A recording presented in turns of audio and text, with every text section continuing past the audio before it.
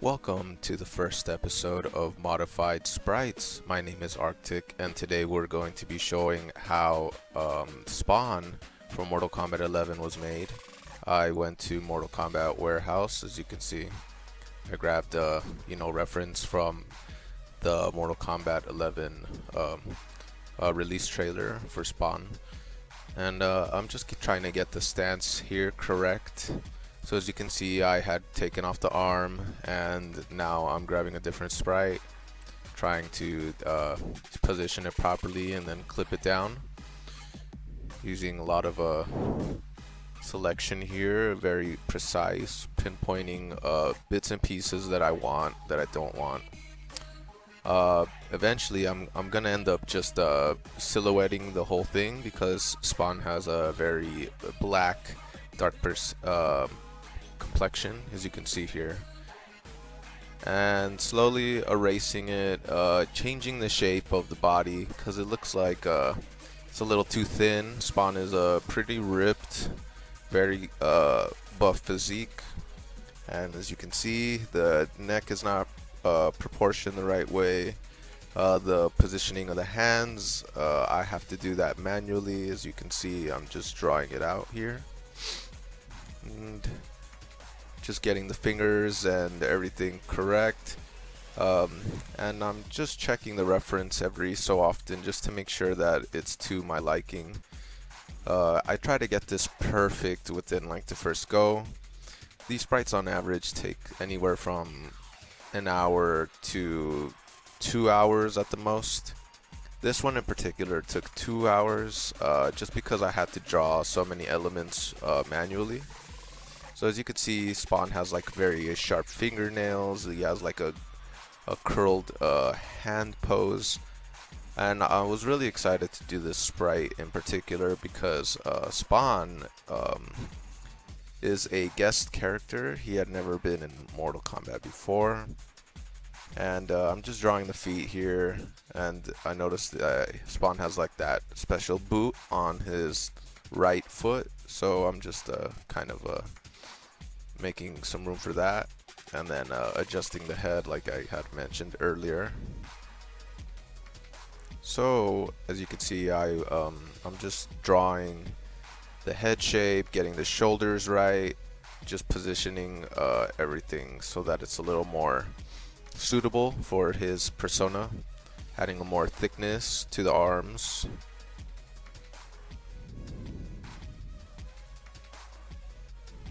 And as you can see, it's very meticulous and tedious process to do one by one, pixel by pixel, adding a little more denseness to the body in whole. Now at this point, I'm just kind of trying to make it look as close as I can to the actual reference or 3D model from the game. And then every so often I'm gonna zoom in and out just to kind of like get a good look, see if it's going according to plan.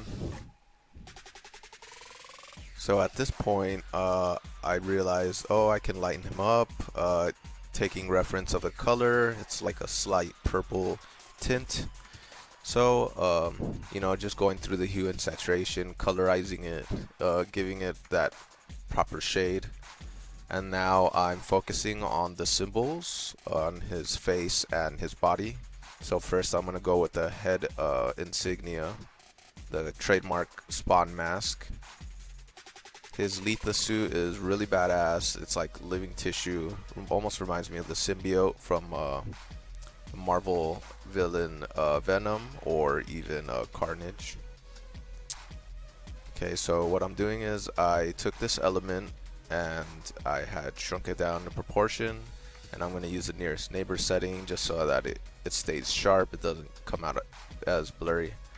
And then I have to manually like make room for the eyes and position it the way I like it. So here I'm just erasing around the edges and the corners, just trying to get it a little more precise. And then I'm adding some white to some edges just to kind of give it a little a little blending. So I'm just going in and out, just trying to see what looks good, and if I like it, I'll leave it, but if I don't, I'll just go in and modify it some more. Trying to get the right eye color here, because Spawn has green eyes. I like to change the opacity on the brushes once in a while, and the sizes, just to kind of get like the proper effect. His eyes are glowing, so I have to like add some green pixels around the eye. And I noticed that his face mask wasn't completely white. There's some like wrinkles and like slight shadows in the eyes. So at this point, I'm just kind of testing it, trying to see how it looks. And then if I'm satisfied with it, I'll leave it alone. But I was obviously not satisfied at this point, so I'm just like revamping it as much as I can. Right now, I'm trying to get the body marking down. So the symbol on his chest, interestingly enough, I was thinking that I could just create the shape on this wonderful program I'm using called Photopedia. It's Photopea is a version of like Photoshop, but it's free and online to use, so I would highly recommend to anyone who doesn't want to pay for the license for Adobe. It's very identical to that program. I've been using it for all my recent works, which I will share in the future. Okay, so at this point I'm like, no, this isn't working. I'm just gonna do the same thing that I did with the face symbol. Oh yeah, here we go. I'm getting like a reference of like the body shape, so that way I can like know where to place the body symbol when I cut it out from the reference. So here I'm just getting like the abdominal area, and I'm like, oh no, it's a little bit bigger. His chest is a little wider. So I'm like just making small adjustments here and there, just so it's like a little easier for me. And at this point I noticed like, oh, you know, Spawn isn't like wearing like pants or anything. It's like one of those full bodysuit type of deal. Now I'm just renaming the layers just so I can have an easier time navigating through them. So I have the symbol cut out. Pasted the wrong one. Press reveal all. Then I had to paste again. Took out all the color, made it all white to account for like the clipping of some elements like the cape and stuff. Now I'm just kind of playing with the proportions. I usually have both the height and the width equal to each other, but in this case the pose isn't like perfectly identical to the one in the reference photo, so I have to like make some adjustments and manually edit it. I am very pleased with the end result, so I'm making these like little adjustments just to kind of get everything looking properly when I zoom out. So here I have the chest symbol or the torso symbol where I want it. I'm just kind of like moving it around, making some small adjustments, changing the opacity on the layer channel there, just to kind of get the right cut. You know, I don't want anything floating or outside of the transparent background. So here I am basically modifying. Oh yes, I'm adding the arms now. So Spawn has these badass spiked gauntlets on his arm. He also has like sort of a like glove, like hand wrap around his left arm. So right now I'm just working on the right arm here. Just kind of like checking the reference photo, just trying to get the shape correct. So I'm drawing most of these elements by hand. So this one did take a little bit longer than I would have liked it to.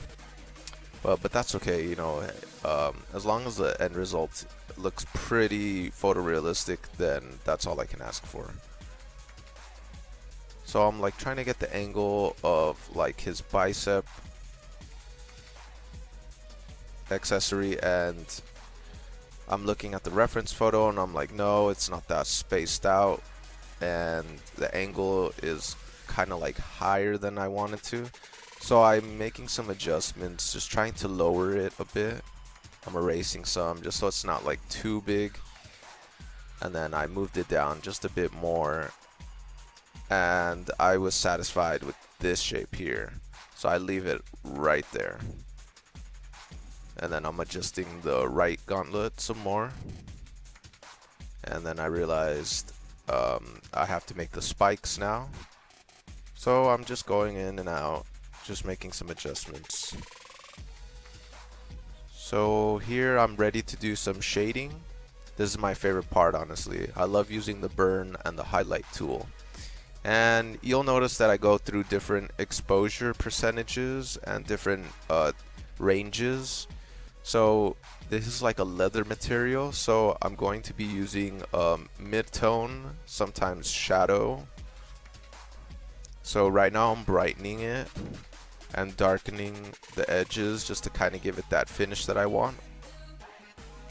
And then I looked at the reference photo, I noticed that there's some parts that are like really bright, almost like white and shiny, and then there are parts that are like really dark, so it gives it a nice contrast. So I'm doing my best to kind of like replicate what I'm looking at. I'm making the spikes, and whenever you're doing an element by hand, sometimes you don't get the desired effect. So you're gonna see me like trying to make the spikes over and over again.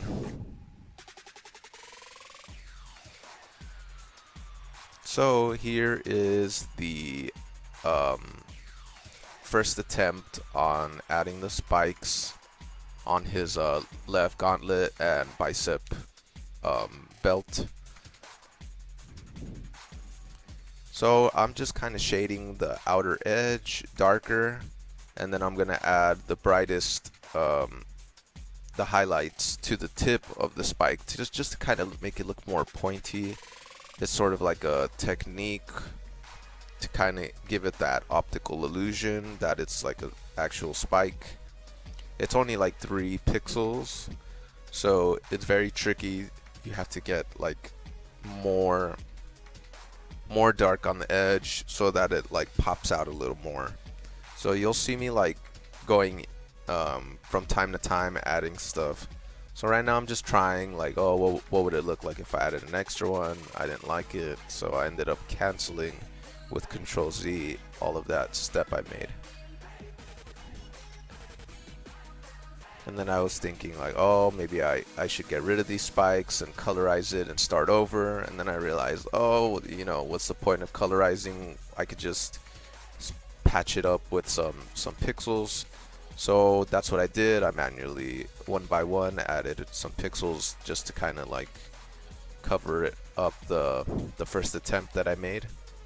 Now the second attempt, I'm reshading the bands again. And this second attempt, I got the spikes the way that I wanted. So I realized, oh, you know, I don't need 3. I should only use like 2. And then I'm just kind of angling them a certain way to kind of give that appearance that I want.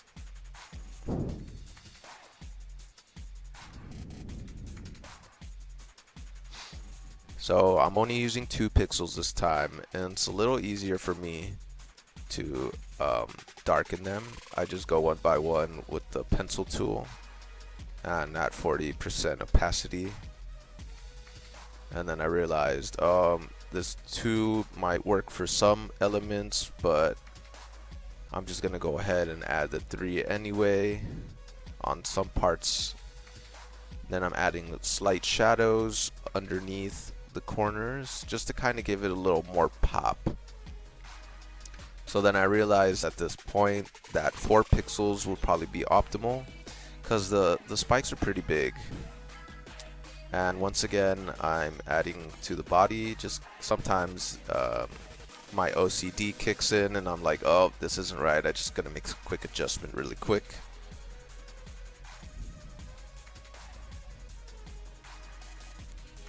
So at this point, I'm doing the right arm now.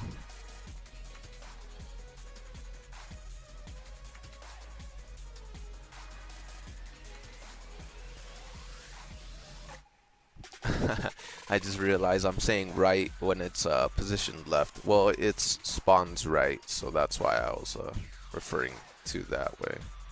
His stage right. So now I'm just kind of adding the little ridges on the gauntlet. As you can see, there's like two folds, or yeah, they're basically, it's like a layered gauntlet. I'm adding a little more contrast and shadows underneath, just so it can kind of pop out more. And now I'm adding several burns to like the edges, just to kind of give it like a more finished, realistic look. And at this point, I'm just adding more highlights just to kind of give it a little more contrast. And at this point, I'm very satisfied with it, and I realize I have to make more space on the canvas. So I just move the canvas, I move the spawn sprite a little bit to the right so I can actually make the spikes. Now, I noticed that these spikes were a little bit larger and a little more jagged looking than the ones on his left arm. So I'm adding brightness to the spikes. I'm trying my best to kind of leave the dark edge, and at the same time I'm doing my best to really brighten the tips, the points of the spikes, just so that they can look extra sharp against like a background. It's kind of hard to tell because I can adjust the background in the settings for Photopea. I think that's one of the differences between Photoshop and Photopea. I've had Photoshop in the past, but I only had the license for CS5.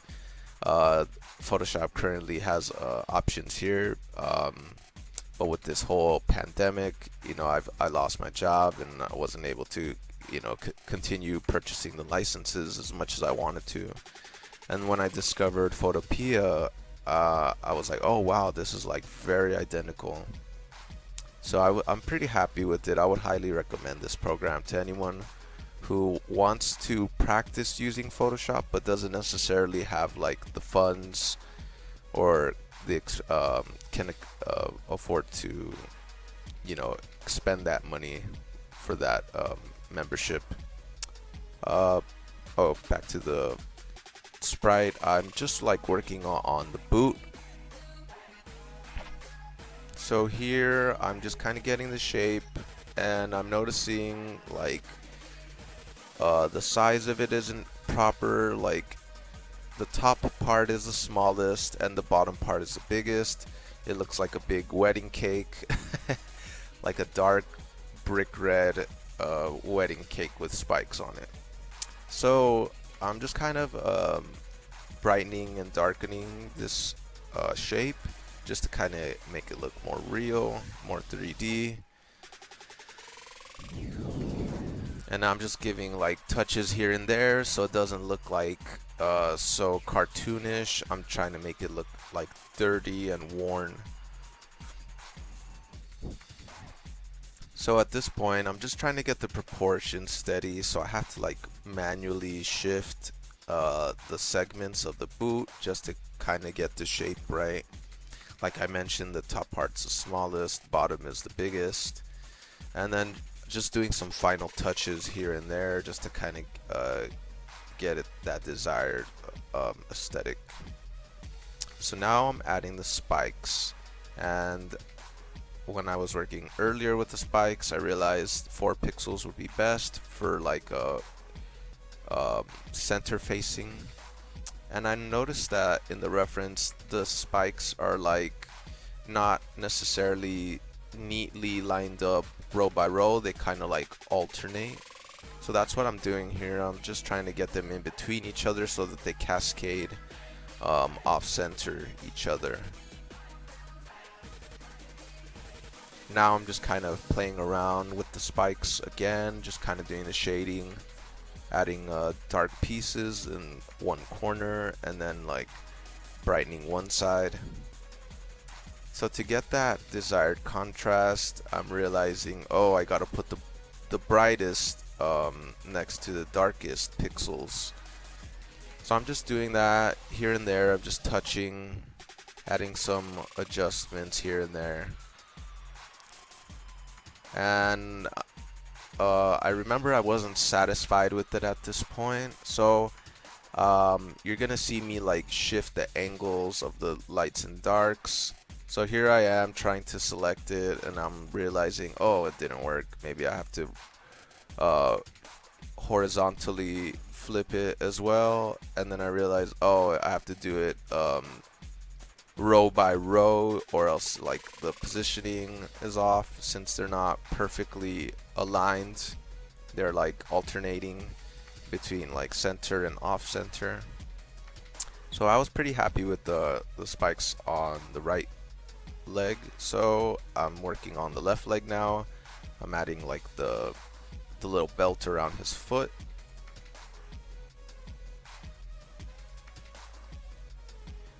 I remember watching the Spawn movie. I think it was on HBO, and I loved the movie. I loved the actor Michael Jai White. He's like a badass martial artist. He was perfect for the role.